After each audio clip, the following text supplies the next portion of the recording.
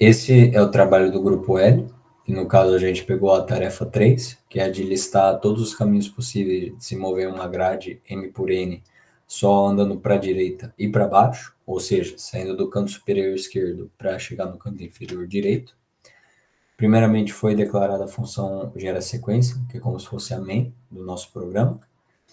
Então, quando o programa for compilado, é ela que ele vai procurar.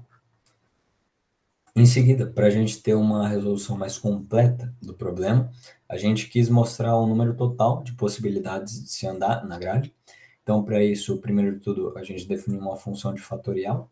É bem simples mesmo, ela só retorna o fatorial de um número, normalmente. E agora a função de calcular caminho, que sim, ela mostra todas as possibilidades.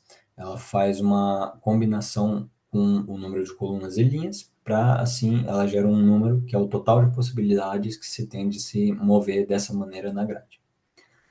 Agora sim, a função principal para a resolução do nosso programa, a mostra caminhos, ela recebe de parâmetro as colunas e as linhas, e também variáveis auxiliares de linha e coluna para ela se situar, um vetor de caracteres, que no caso seria uma string, né, para mostrar, isso é o que sai na output, que são todos os movimentos que a pessoa fez, e um index para ele se situar na recursividade, isso que eu vou explicar mais à frente.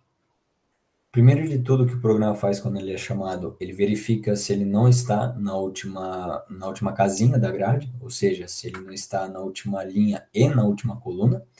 Caso ele esteja, ele vai botar o caractere null no fim daquele array, que no caso da linguagem C, ele serve para finalizar um array, como se fosse o último elemento, um string, um vetor, e em seguida ele vai mostrar aquela possibilidade. Caso não esteja no final, ele vai verificar primeiro a coluna, se ele está na última coluna possível. Caso não esteja, então ele vai como se fosse andar para outra coluna, andar para o lado, que é representado pela letra R, de right, andar para a direita.